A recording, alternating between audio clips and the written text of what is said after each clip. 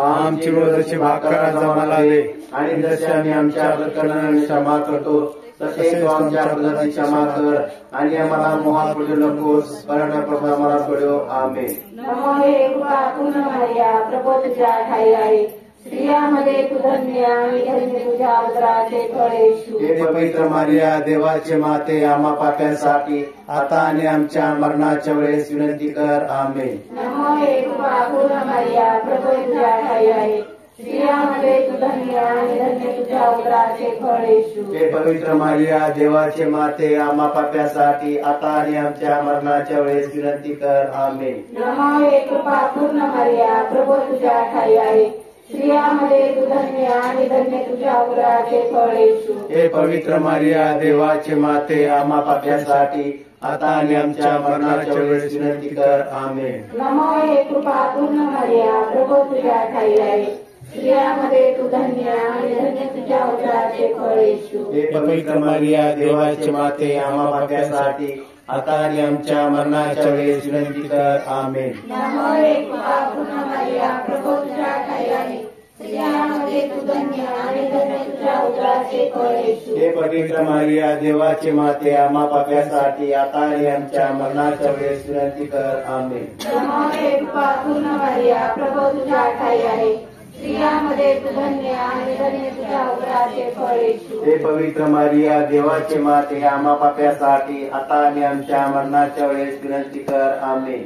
नमो हे कृपा पूर्ण मर्या प्रभू तुझ्या ठाई आहे स्त्रियांमध्ये तू धन्य आणि धन्य तुझ्या उदराचे फळ येशू. हे पवित्र मारिया देवाचे माते आम्हा पाप्यांसाठी आता आणि आमच्या मरणाच्या वेळेस विनंती कर. आमेन. नमो हे कृपा पूर्ण मर्या प्रभू तुझ्या ठाई आहे स्त्रियांमध्ये तू धन्य आणि धन्य तुझ्या उदराचे फळ येशू. हे पवित्र मारिया देवाचे माते आम्हा पाप्यांसाठी आता आणि आमच्या मरणाच्या वेळेस विनंती कर. आमेन. नमो हे कृपा पूर्ण मर्या प्रभू तुझ्या ठाई आहे स्त्रियांमध्ये तू धन्य आणि धन्य तुझ्या उदराचे फळ येशू. हे पवित्र मारिया देवाचे माते आम्हा पाप्यांसाठी आता आणि आमच्या मरणाच्या वेळेस विनंती कर. आमेन. नमो हे कृपा पूर्ण मर्या प्रभू तुझ्या ठाई आहे स्त्रियांमध्ये तू धन्य आणि धन्य तुझ्या उदराचे फळ येशू. हे पवित्र मारिया देवाचे माते आम्हा पाप्यांसाठी आता आणि आमच्या मरणाच्या वेळेस विनंती कर. आमेन. जसा प्रारंभ होता तसा आता काळ असेल. आमेन. हे माझ्या येशू आमच्या पापांची क्षमा कर नरकाच्या अग्नीपासून आमचे निवारण कर सर्व आत्म्यांना विशेष करून ज्यांना तुझ्या दयेची अत्यंत गरज आहे अशांना तू स्वर्गात ने. आमेन. नमो मारिया कृपा पूर्ण तू आम्हाला नारी प्रभूचे सुंदर दान. पावन मारिया देव माता तू आम्हास्तव विनव आता मृत्यू समयी. नमो मारिया कृपा पूर्ण तू आम्हाला नारी प्रभूचे सुंदर दान. पावन मारिया देव माता तू आम्हास्तव विनव आता मृत्यू समयी. नमो मारिया कृपा पूर्ण तू आम्हाला नारी प्रभूचे सुंदर दान. पावन मरिया देव माता तू आम्हा सव विनव आता मृत्यू समयी नमो मारिया कृपा पूर्ण तू आम्हाला नारी प्रभूचे सुंदर नाम पावन मरिया देव माता तू आम्हा सब विनव आता मृत्यू समयी नमो मारिया कृपा पूर्ण तू आम्हाला नारी प्रभूचे सुंदर नाम पावन मरिया देव माता तू आम्हा सव विनव आता मृत्यू समयी नमो मारिया कृपा पूर्ण तू आम्हाला नारी प्रभूचे सुंदर नाम पावन मरिया देव माता तू आम्हा सव विनव आता मृत्यू समयी पिता पुत्र आणि पवित्र आत्मा यांचा गौरव असो जसा प्रारंभी तसा आतानी सदा सर्वदा हो आमेन. प्रभू तुम्हा बरोबर असो आणि तुमच्या अंतर्यामी. ईशया या पुस्तकातून घेतलेला आजचा शास्त्र भाग आहे. अध्याय 7 ओवी 10 ते 14. परमेश्वर आहाजास आणखी म्हणाला, तुझा देव परमेश्वर ह्याच्यापाशी तू आपणासाठी चिन्ह माग. ते खाली अधोलोकात असो किंवा वर ऊर्ध्व लोकात असो. आहाज म्हणाला, मी मागणार नाही, मी परमेश्वराची परीक्षा पाहणार नाही. तेव्हा तो म्हणाला, हे दाविदाच्या घराण्या, मी सांगतो ते ऐक. तुम्ही मनुष्यास कंटाळा आणता हे थोडे झाले, म्हणून माझ्या देवासही कंटाळविता काय. यास्तव प्रभू स्वतः तुम्हास चिन्ह देत आहे. पहा, कुमारी गर्भवती होऊन पुत्र प्रसवेल व त्याचे नाव इमॅन्युएल म्हणजेच आमच्यासह देव असे ठेवेल. प्रभूचा शब्द. देवाला धन्यवाद. प्रिय बंधू भगिनींनो, आजचा शास्त्र भाग आपण यशाया या संदेशात म्हणजे जुन्या करारामधून घेतलेला आहे. या जुन्या करारामध्ये जेव्हा परमेश्वर आणि लोक आहाजाला म्हणत होते की तू परमेश्वराकडे काहीतरी चिन्ह माग. आहाज म्हणाला, मी परमेश्वराकडे चिन्ह मागणार नाही, कारण मी देवाची परीक्षा पाहणार नाही. तुम्ही लोकांना कंटाळविता तितकं ठीक आहे, परंतु आपण देवाला का कंटाळावं. परंतु परमेश्वर स्वतःच तुम्हाला चिन्ह देईल. आणि मग प्रभू म्हणतो की पहा, कुमारी गर्भवती होईल. कुमारी म्हणजे जिचा विवाह नाही झालेला ती कुमारी गर्भवती होईल आणि तिला पुत्र प्रसवेल आणि त्याला इमॅन्युएल असे म्हणतील, म्हणजे आमच्यासह ते. तिसरा काही प्रिय बंधू भगिनींनो, हेच शब्द नवीन करारामध्ये आपण ऐकतो की कुमारी गर्भवती होईल आणि तिला पुत्र होईल आणि त्याचे नाव इमॅन्युएल म्हणजे येशू आमच्यासह देव असे होईल. तिसरा काही प्रिय बंधू भगिनींनो, ही पवित्र मरियेद्वारे जगाचा तारणा या जगात येणार आहे. ही फक्त नवीन कराराचीच गोष्ट नाही, तर युगाच्या प्रारंभापासून परमेश्वराच्या योजनेमध्ये पवित्र मरिया होती. पवित्र मरियेचं जर जुनं रूप आपण जुन्या करारामध्ये बघितलं तर जेव्हा परमेश्वराने सगळी सृष्टी निर्माण केली, मनुष्याला निर्माण केलं आणि एवेला निर्माण केलं, तेव्हा त्या एवेने त्या बागेमध्ये असताना त्या सापाद्वारे तिला भुरळ घातली गेली आणि तिच्याद्वारे जगामध्ये पाप आला. ख्रिस्ताना प्रिय बंधू भगिनींनो, एवेद्वारे जगामध्ये पाप आलं. पवित्र मरियेला त्यातरी ख्रिस्ती धर्मश्रद्धेनुसार पवित्र मरियेला नवीन एवा म्हणतात.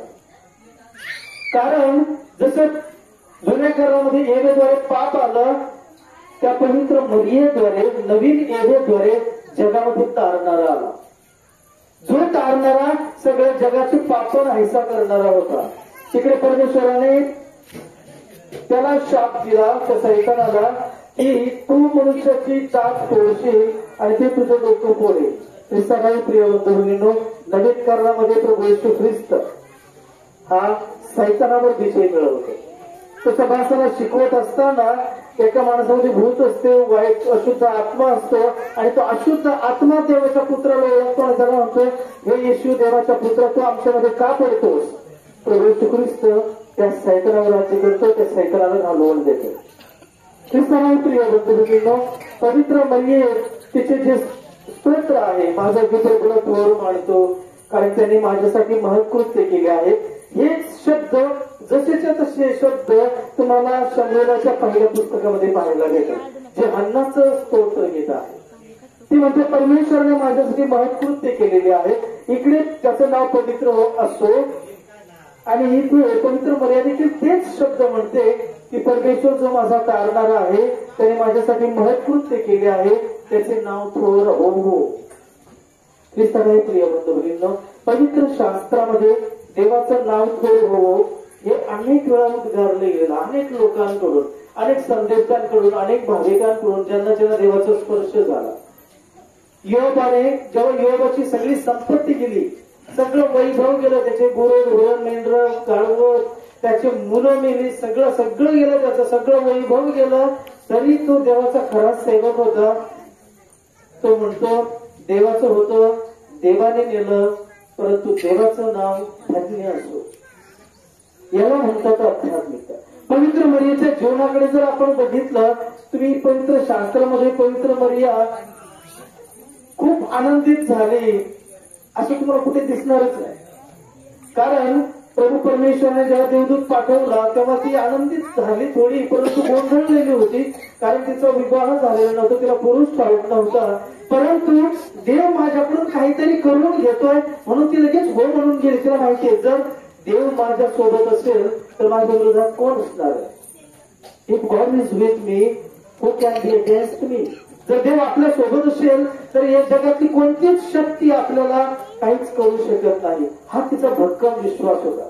आणि म्हणून ते परमेश्वराचा जे पाचारण तिने स्वीकारलं आणि त्या पाचारणाला तिने जी दाद दिली, अगदी त्या गायीच्या गोठ्यापासून, गरोदरपणापासून गायीच्या गोठ्यात त्या बाळकीचा जन्म झाल्यापासून तर क्रूसापर्यंत तिने ख्रिस्ताला सोडलं.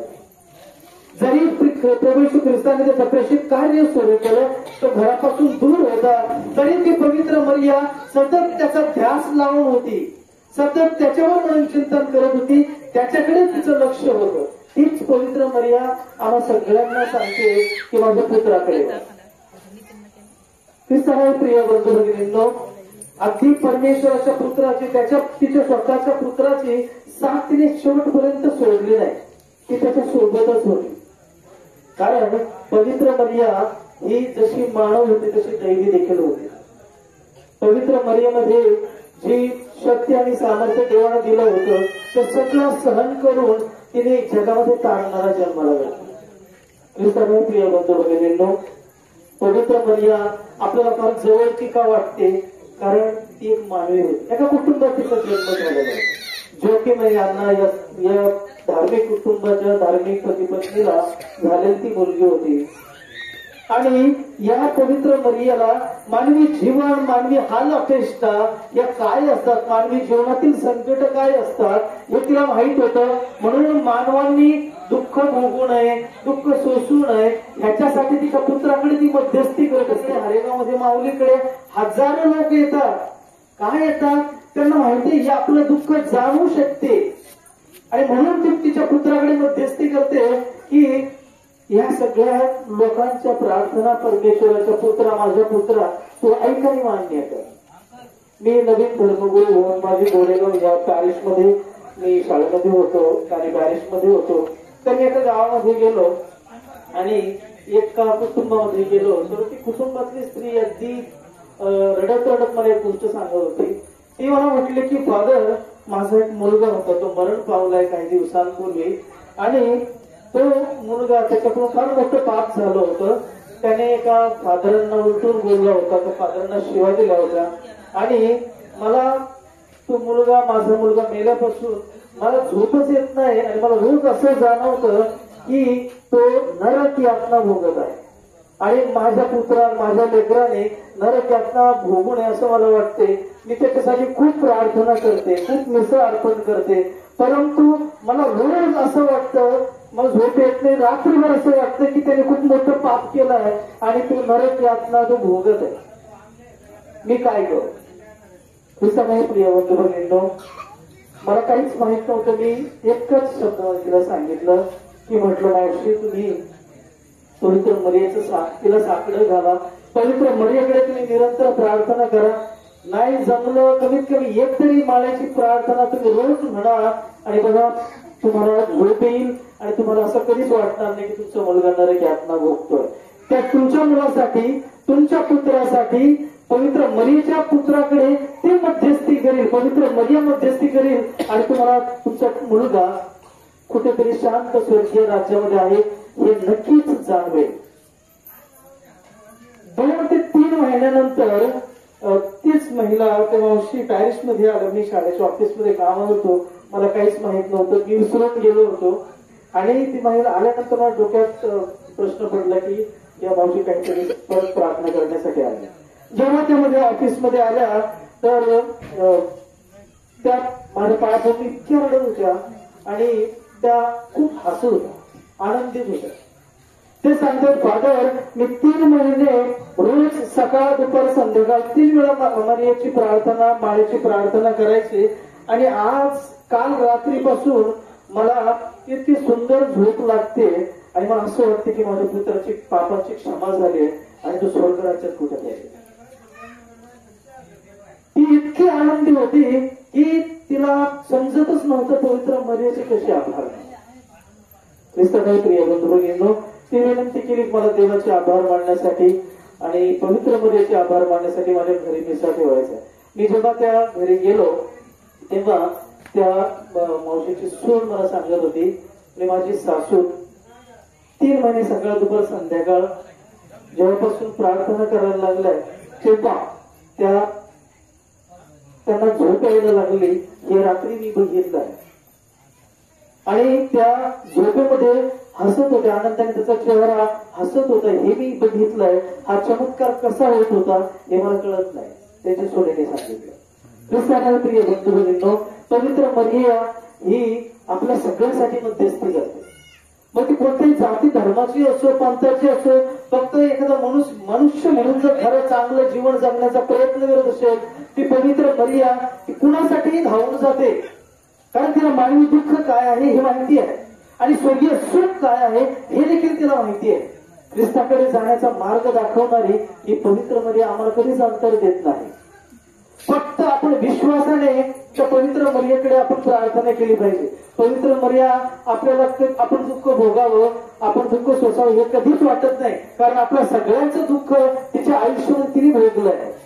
तिच्या पुत्राला, परंतु तिच्या हृदयातून देखील अश्रू गळत होते, ती इतकी दुःखात होती, हे सगळं दुःखातून ती गेली आहे, म्हणून तिला वाटते की माझ्या पुत्राने या जगाचं दुःख जसं त्याच्यावर घेतलंय तसं या जगाचं दुःख मी देखील घेत आहे, आणि म्हणून ती पवित्र मरिया आम्हा सगळ्यांसाठी मध्यस्थीची प्रार्थना करते. ख्रिस्ताने प्रिय बंधू भगिनींनो, मी एकदा पदयात्रेने, मी 3 वर्ष पदयात्रेने घोडेगावने येत होतो. 1 वर्षी अशोकनगर फाट्यावरती एक जोडपं होतं, श्रीमंत जोडपं होतं पुण्याचं, आणि ते त्यांच्या बाळाला असं पाळण्यात घेऊन चाललं, पाळण्यात घेऊन चालले, आणि दोघं इतके थकलेले होते, कदाचित त्यांना चालण्याची सवय नसेल, आणि आम्ही पदयात्रेने घोडेगावरून येत होतो, तर ते एका ठिकाणी बसलेले होते, आणि ते दोघंही नवरा बायको रडत होते.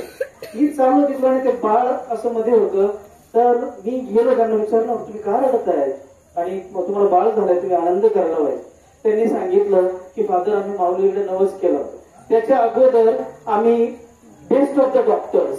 म्हणजे आम्ही पुण्याला गेलो, मुंबईला गेलो, बँगलोरला गेलो, चेन्नईला गेलो, हैदराबादला गेलो, आम्ही मोठ्या मोठ्या डॉक्टरकडे गेलो आणि त्यांना सांगितलं होतं की आम्हाला लेकरबाळ होऊ दे. लेकरबाळ जर झालं, डॉक्टरांनी सांगितलं की तुम्हाला होणारच नाही. ते सगळे प्रयत्न फेल गेले. शेवटी आम्ही माऊलीकडे एक दिवस आलो, इकडे नवस केला होता की जर आम्हाला बाळ झालं तर आम्हाला पुण्यावरून तर पायी शक्य नाही होणार, परंतु कमीत कमी आम्ही श्रामपूरमधून तरी पायी ते बाळाला दोघे पायी घेऊन पाळण्यामध्ये आणून पवित्र मर्यादेच्या चरणाशी अर्पण करू. परंतु आम्ही दोन्ही इतके थकले, आम्हाला असंही झालंय चालणं, कारण आम्ही श्रामपूर पासून चालत आलो, फाट्यावरतीच पुढे थांबलेले होते आणि ते रडत होते आणि फादर माऊली आमच्या लेकराला वाचवेल, आमच्या बाबांची क्षमा होईल. म्हटलं तुम्ही पाप केलंय कोणतं आणि तुमच्या लेकराला माऊलीने वाचवणार तर कोण वाचवणार? तर फादर आमचा नवस आम्ही बोललो होतो तो आमच्याकडून पूर्ण होईल असं आम्हाला वाटत नाही, कारण आम्ही आता इथेच थकलोय, आम्हाला चालणं इथून पुढे शक्यच होणार नाही. दिवसाकाळी प्रिय बंधू भगिनींनो, मी त्यांना सांगितलं तुमचा विश्वास चांगला आहे, परंतु ती माऊली हे जग वाचवण्यासाठी, या जगाला समजून घेण्यासाठी ती माऊली कुणाला त्रास नाही देत. माऊलीचा धर्मच प्रेम करणं, क्षमा करणं आणि त्या माऊलीचा गुणधर्मच आहे की मानव जातींना समजावून घेणं. दिवसाकाळी प्रिय बंधू भगिनींनो, मी त्या जोडप्यांना सांगितलं की माऊली तुमच्यावर कधीच निराश होणार नाही. तुम्ही तिच्यावरची श्रद्धा जपली आहे, तुम्ही तिचा गौरव केलाय आणि तुम्ही प्रयत्न केलाय, ह्यातच माऊली सुखी आहे. दिवसाकाळी प्रिय बंधू भगिनींनो, तो मुलगा आता 10वीला शिकतोय. मी अजून त्या कुटुंबाच्या कॉन्टॅक्ट मध्ये, ज्यांनी 10-15 वर्ष डॉक्टरांकडे, मोठ्या मोठ्या डॉक्टरांकडे प्रयत्न केले होते, त्यांना लेकरबाळ झालं नाही. या माऊलीने ती कृपा घडवली. हे सगळं प्रिय बंधू भगिनींनो, या माऊलीची जी ताकद आहे ती परमेश्वराने तिला दिली आणि त्याच्यामुळेच आपण त्या पवित्र मर्यादेकडे कायम नाव घेतले पाहिजे. मी तर सांगतो आपण नशीबवान आहे, आपण नशिबाने आपण हरेगावमध्ये राहतो. प्रत्येक कुटुंबाला माझी तर विनंती असेल, नाही काय ते दिवसातून एकदा तरी त्या माऊली डोंगराकडे फक्त तिच्याकडे बघून या. तुम्ही वरती दर्शन नाही घेतलं तरी चालेल, तिच्याकडे नुसतं बघितलं जरी ना तरी ती सगळं तुमचं दुःख हलकं करेल. 2 मिनिटं जरी तुम्ही येऊन बसला त्या डोंगरासमोर तरी तुमच्या जीवनातले दुःख ती हलकी करेल, तुम्हाला आनंदी करेल, तुमच्या मनोकामना पूर्ण करेल. फक्त शुद्ध आणि पवित्र अंतःकरणाने, निस्वार्थ मनाने जा आणि ती पवित्र मर्यादा तुमच्या सगळ्या गरजा पूर्ण करेल. कारण तिने देवाच्या पुत्राला जन्म दिला, ह्याच्यामध्ये तिचा काहीच स्वार्थ नव्हता. तिला कोणता किताब भेटला नाही. आपण तिला गौरवितो कारण तिने आमच्यासाठी देवाच्या पुत्राचा भार वाहिला आहे.